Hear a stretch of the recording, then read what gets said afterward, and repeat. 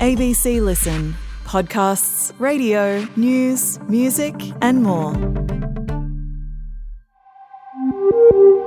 Killed with a drug overdose, then cut up and put in a wheelie bin. That is what prosecutors allege Cherie Glastonbury did to her partner, 55-year-old Jeffrey McLean. On the case of the wheelie bin murder, we'll follow the murder trial of Cherie Glastonbury and 3 co-accused as they defend charges relating to Jeffrey's death. Search for the Case Of podcast on ABC Listen or wherever you get your podcasts to make sure you don't miss an episode.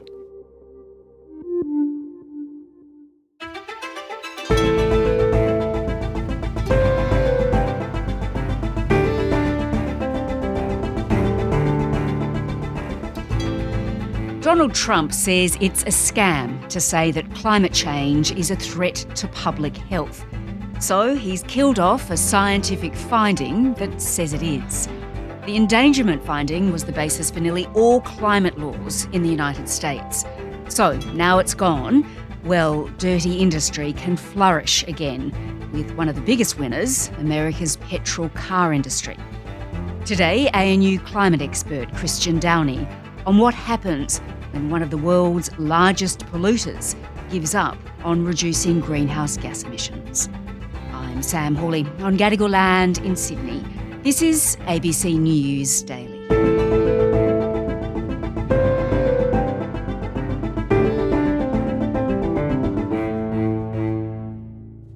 Christian, Donald Trump has always said that climate change is a hoax. He's described it as a con job. He's been doing that for a while though, hasn't he? Yeah, I don't think there's a president in US history that's really presented, such a threat to global efforts to cut pollution as Trump has. As you say, he's talked about climate change as a hoax, as a scam. This has been a constant refrain for him for many years now. So Obama's talking about all of this with the global warming and that, and a lot of it's a hoax. It's a hoax. I mean, whatever the hell happens, this climate change, it's the greatest con job ever perpetrated on the world, in my opinion. All of these predictions made by the United Nations and many others, often for bad reasons, were wrong. They were made by stupid people, the global warming hoax. Yeah, he's exited the Paris Climate Accord twice. And, of course, he loves to say, drill, baby, drill. As you've heard me say many times, we have more liquid gold under our feet than any nation on earth, and by far. And now I fully authorize the most talented team ever assembled to go and get it. It's called Drill, Baby, Drill. He loves oil. Well, look, the Republican Party that President Trump leads, I guess, has always historically been close to the oil industry. But you'd have to say, I think he's taken it to a whole new level. I mean, to give you an example, you've got to remember that I think it was some months out from the election, the most recent election, Trump actually hosted oil industry executives from firms such as ExxonMobil, Chevron, ConocoPhillips and others at his Mar-a-Lago club down in Florida. And it was reported that he basically said to them, if you donate $1 billion to my election campaign, I'll be a friend of the oil industry. Now, presumably, the unspoken deal was that if they did, he would deliver on their wishes, including rolling back climate policy. Now, the oil industry may not have provided $1 billion to his election campaign, but they certainly provided millions of dollars. Certainly have to say the oil industry is getting value for money with President Trump in the White House.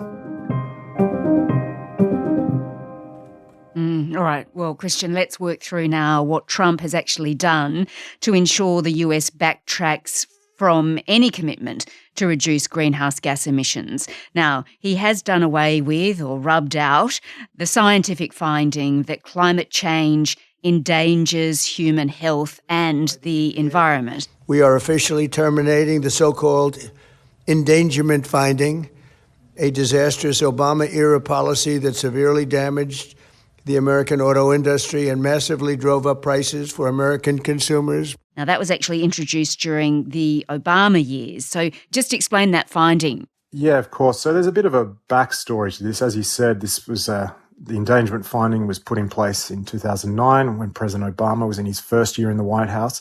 Basically, what it said was that greenhouse gases are bad, they're a threat to public health, human welfare, and so the Environmental Protection Agency, or the EPA, needs to regulate them. Now, the reason that President Obama administration did this was because previously the state of Massachusetts had sued the EPA for not regulating greenhouse gases under what's known as the Clean Air Act. This is a piece of legislation that had been in place since the 1970s. So when the Supreme Court agreed with the state of Massachusetts, the Obama administration said, great, we're going to make this endangerment finding. And it's really been a foundation for a whole range of different environmental regulations for some time. So by repealing it, or at least announcing that last week, what he's doing is really trying to remove the foundations for a whole range of climate regulations. Because this finding, it underpinned regulations that set emission standards, right, for cars, power plants, the oil and gas industry. This is pretty pivotal. Exactly. So President Trump, he has described this finding as radical, and he's announced this decision to get rid of it with the head of the Environmental Protection Agency, Lee Zeldin. The Obama and Biden administrations used it to steamroll into existence a left-wing wish list of costly climate policies, electric vehicle mandates, and other requirements that assaulted consumer choice and affordability. Just tell me what they've been saying in defence of this decision. Well, it's often hard to make sense of Trump's reasoning. I mean, much of what he's saying is based on falsehoods, not facts.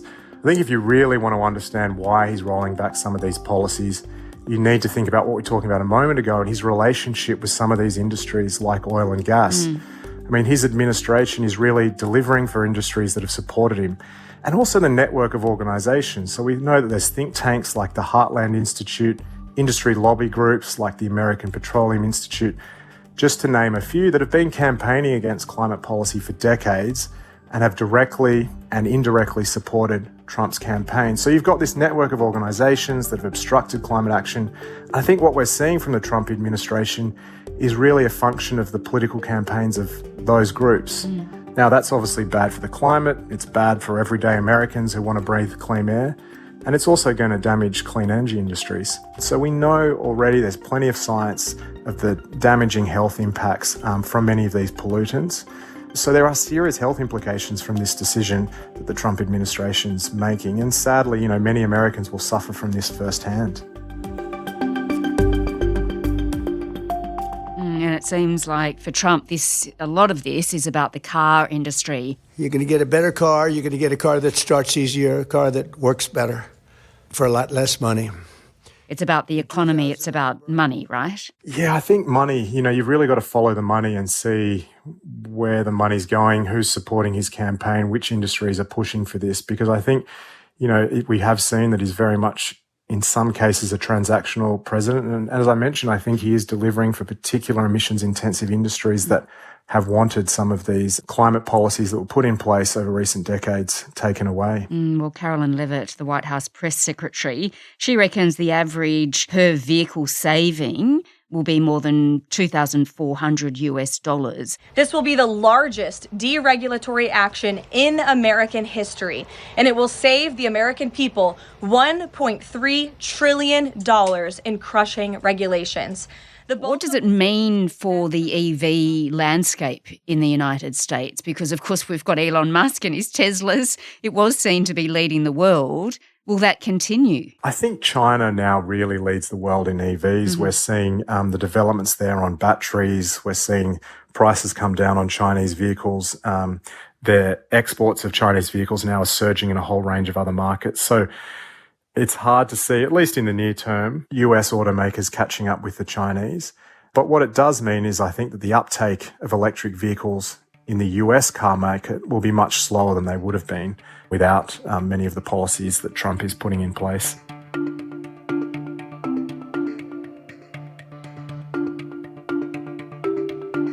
All right, well, Christian, let's come in a moment to what this decision might mean for the global climate.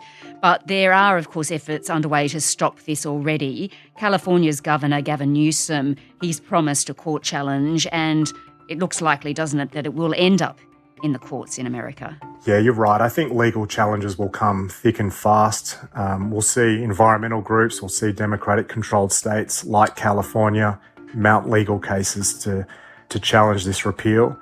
And as you said, we've already seen statements from Gavin Newsom. He's trying to recreate the 19th century. He's a wholly owned subsidiary of big oil, gas, and coal. It is code red in terms of American leadership in this space. I saw statements in the press yesterday from various US environmental NGOs, such as the National Resources Defense Council, saying, we'll take this to the courts. I guess the big question is, can they win? Typically, you would have thought that the Supreme Court would uphold the endangerment finding if it gets all the way up to the Supreme Court. But given the state of the conservative Supreme Court in the US right now, my guess is the Trump administration is banking that the conservative justice majority there will side with them. But whatever happens, we're talking about several years or more, I'd say, of litigation before we get an outcome. Okay, but tell me, if the litigation does fail and the courts don't stop this, do we know what it could mean for emissions? Are there predictions around that? Well, the problem is that the US is the second largest emitter of greenhouse gases in the world after China. So if it doesn't cut pollution, our international climate goals are going to be further out of reach. So the announcement this week will mean that US emissions are going to be higher than they otherwise would have been, worsening the impacts of climate change, not only in the US, but around the world. I haven't seen myself any specific projections yet of what this announcement will mean on its own, but we know it will increase greenhouse gas emissions. I mean, the good news is, of course, that China's emissions, China being the largest emitter in the world, its emissions are peaking, and it's now leading the world in renewable energies and technologies. But the problem we face is, if we're going to combat climate change, we obviously need the US and China on board, and clearly the US is dragging its feet right now. Well, Christian, let's now turn to what it means for nations like Australia and others that are working to reduce emissions. Now, this shouldn't have an impact on what we're doing immediately, should it? Look, I don't think so. I think the vast majority of governments around the world, including in Australia, they understand the science of climate change. They understand what's at stake. So I don't see that happening. That said, what I think it might do is embolden some political parties, some conservative groups here in Australia that have always denied the science of climate change. And so we may see those types of groups kind of use this decision by the Trump administration really to further their own disinformation campaigns.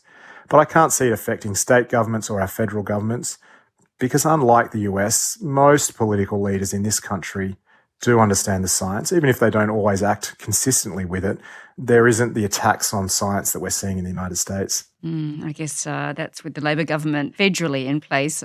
Anything could change, I suppose, if that also changes at the next election. Yeah, politics do change quickly.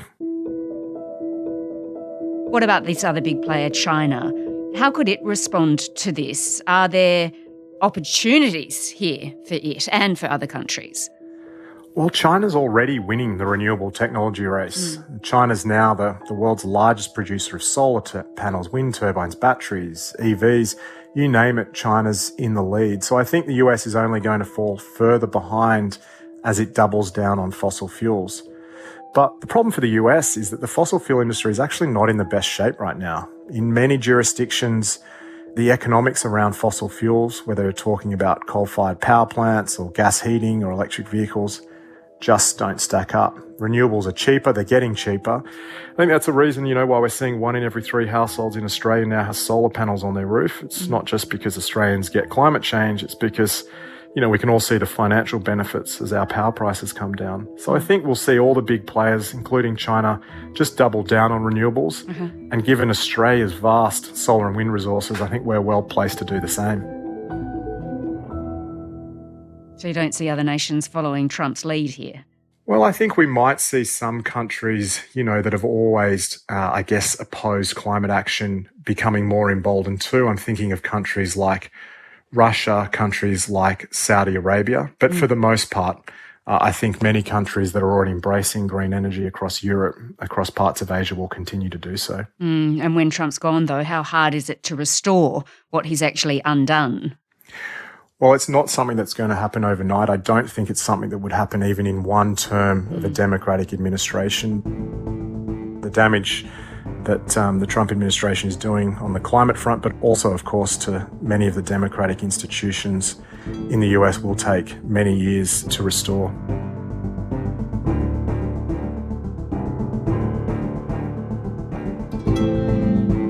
Christian Downie is a professor in the School of Regulation and Global Governance at the Australian National University. This episode was produced by Sydney Peed and Sam Dunn. Audio production by Cinnamon Nippard. Our supervising producer is David Cody. I'm Sam Hawley. Thanks for listening.